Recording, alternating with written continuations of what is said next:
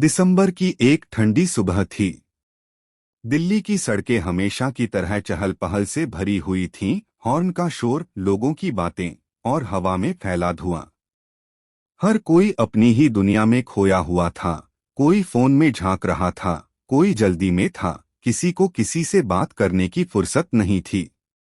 लेकिन Connaught place के एक फ्लाईओवर के नीचे वक्त जैसे थम सा गया था, और ज्यादा ठंडा भी। वहीं बैठा था एक बूढ़ा भिखारी, नाम था रामू। फटे पुराने कपड़ों में लिपटा उसका कमजोर शरीर दीवार से टिका कांप रहा था। उसके पास एक छोटा सा टिन का डिब्बा रखा था, जिसमें कभी कभी कोई सिक्का गिर जाता था। पिछले 10 सालों से रामू रोज वहीं बैठता था। ना किसी ने गौर किया, ना किसी ने सवाल पूछा।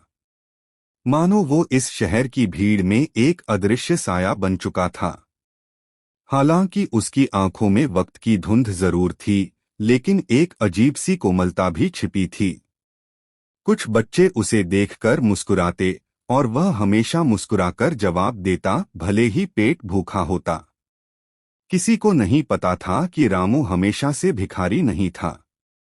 कभी वह एक गांव में स्कूल टीचर हुआ करता था, जो बच्चों को पढ़ाता था, सपने दिखाता था। लेकिन फिर जिंदगी ने उसे एक तूफान में धकेल दिया।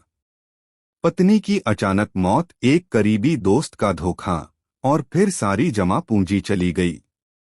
कोई सहारा न बचा, तो वह शहर आ गया, रोजगार की तलाश में। लेकिन काम की जगह उसे फुटपाथ मिला, और भीख मांगने का डिब्बा। उसी सुबह एक नौजवान अर्जुन वहां से गुजर रहा था। सूट बूट पहने, एक इंटरव्यू के लिए तैयार।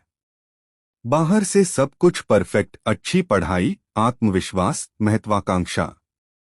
लेकिन अंदर से टूट चुका था।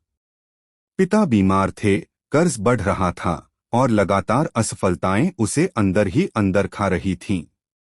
जब वह अपने कैब का इंतजार कर रहा था, उसकी नजर पहली बार रामू पर पड़ी। एक पल के लिए दोनों की आंखें मिलीं, और अर्जुन जैसे वहीं रुक गया। वह झिझकते हुए पास गया और बोला, ठंड लग रही है? रामू ने हल्की मुस्कान के साथ कहा, ठंड तो आती जाती रहती है बेटा, तन्हाई है जो हमेशा साथ रहती है। अर्जुन कुछ पल चुप रहा। ऐसा जवाब उसने कभी नहीं सुना था। उसे खुद भी समझ नहीं आया, लेकिन वह वहीं बैठ गया। महीनों बाद ऐसा लगा जैसे सांस ले पा रहा हूं। दोनों ने बातें की, किताबों पर, स्कूल पर, जिंदगी पर। अर्जुन को पता चला कि रामू को कहानियां सुनाना बहुत पसंद है, खासकर वो कहानियां जो बच्चों को इंसानियत और साहस सिखाती हैं। अर्जुन ने पूछा, आप नाराज नहीं हैं? इतनी मुश्किलों के बाद भी? रामू ने मुस्कराते हुए कहा, नाराजगी तो उनके पास होती है जो कुछ पाने की उम्मीद रखते हैं। मैंने उम्मीद छोड़ दी, अब हर मुस्कान एक तोहफा लगती है। वो एक वाक्य अर्जुन के दिल में उतर गया। कैब आ गया। अर्जुन उठा, जेब से कुछ पैसे निकालने लगा। लेकिन रामू ने हाथ रोक लिया।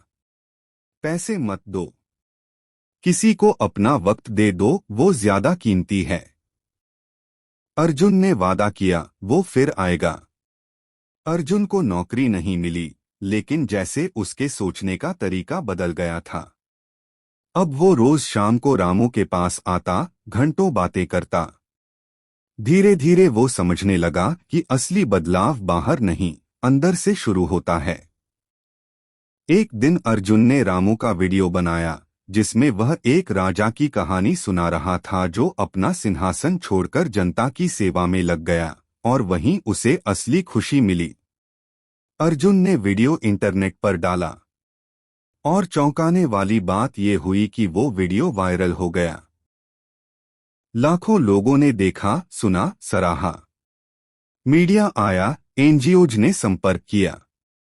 एक स्कूल ने ऑफर दिया, गरीब बच्चों के लिए एक स्टोरी टेलिंग सेंटर खोला जाए और रामू को उसका गुरु बनाया जाए। रामू ने जब ये सुना तो चुपचाप रो पड़ा। मुझे लगा था दुनिया मुझे भूल चुकी है, उसने कहा। अर्जुन ने मुस्कुराकर जवाब दिया, आप कभी भूले नहीं गए, बस दुनिया की आंखें खुलनी बाकी थीं। अब अर्जुन ने नौकरी की तलाश छोड़ दी और सेंटर में काम करने लगा। दोनों ने मिलकर एक ऐसी जगह बनाई जहां झुग्गी बस्ती के बच्चे कहानियां सुनते, सीखते और सपने देखते। एक शाम एक छोटी बच्ची ने पूछा, दादाजी आप इतने साल सड़कों पर क्यों रहे? रामू ने हल्के से मुस्कुराते हुए कहा, ताकि मैं अर्जुन से मिल सकूं। और फिर तुम सबसे। बच्ची ने उन्हें कसकर गले लगा लिया, जैसे हर वो प्यार लौटा रही हो जो उन्हें सालों से नहीं मिला।